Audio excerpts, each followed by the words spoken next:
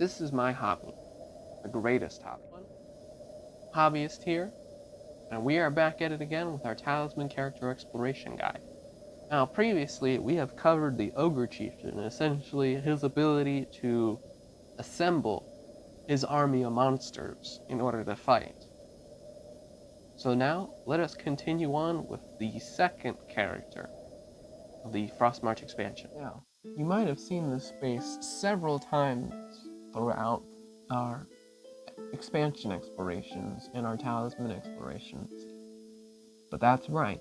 The next character that we're going to be covering is the Warlock himself. Oh boy. Let's go ahead and get into the Warlock.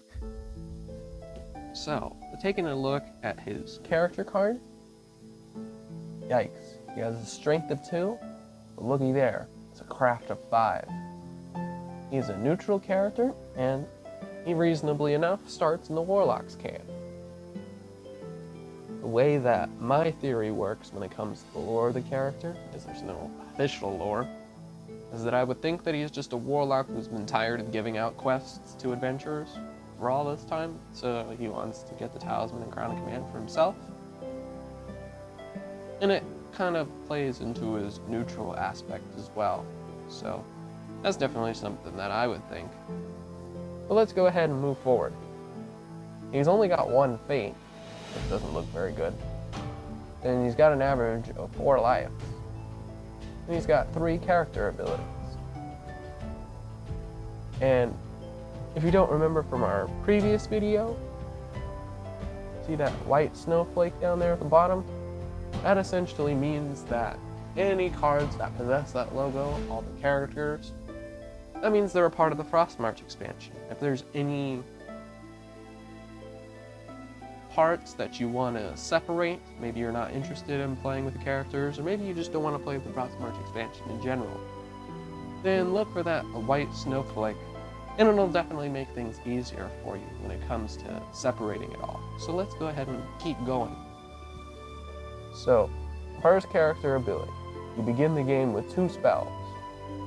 Well, if that isn't a pattern already.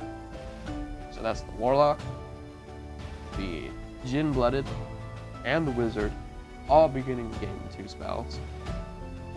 So we're already starting to run into some problems here. Because there are 20 spell cards inside of the Frostmarch expansion. There are already 24 in the base game, so you've already given yourself 44 different possible outcomes when it comes to what 2 spells you're already possessing, and keep them within your person. But honestly, these next 2 character abilities, honestly what make the Warlock probably the most overpowered of the Talisman characters. Like, he is high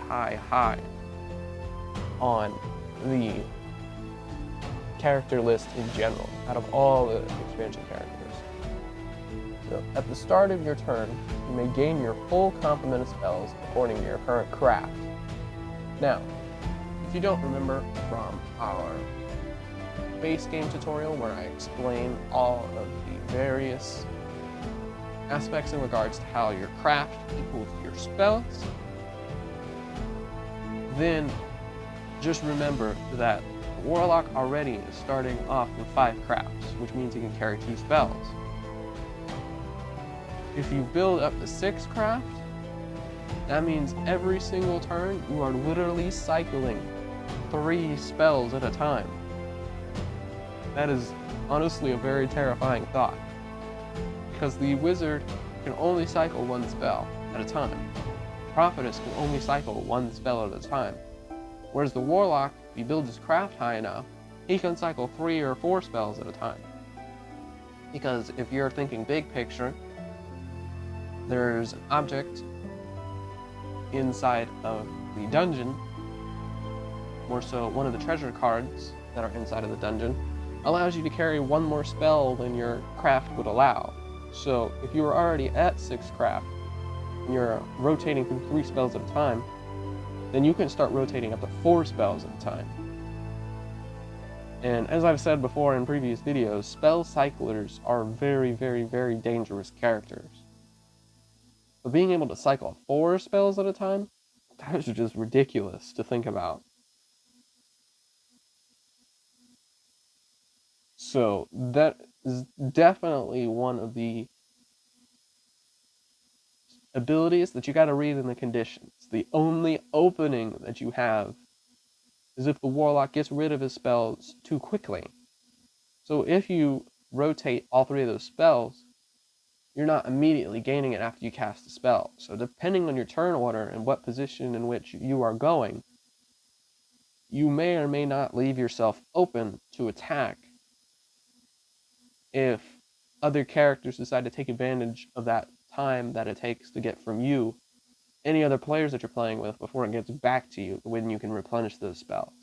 So that is definitely something to keep in mind. It's definitely reading in between the lines in order to find the weaknesses when it comes to playing against the Warlock.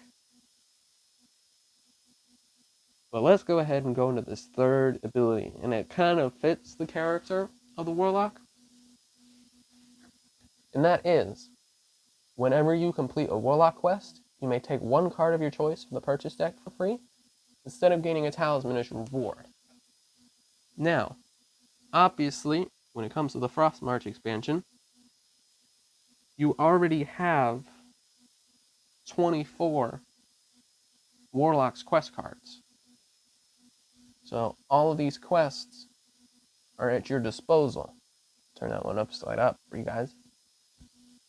So whenever you're completing those, of course, you can come back. And then when you come back, you are essentially given 2 options. Any of these from the purchase deck, and if you're playing with a Cataclysm, you just make the purchase deck infinitely better than if you're just playing with the base game purchase deck.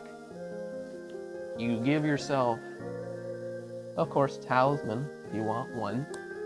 Or if you're playing with the Sacred Pool expansion at the same time, you open yourself up to the quest rewards. So with the Warlock,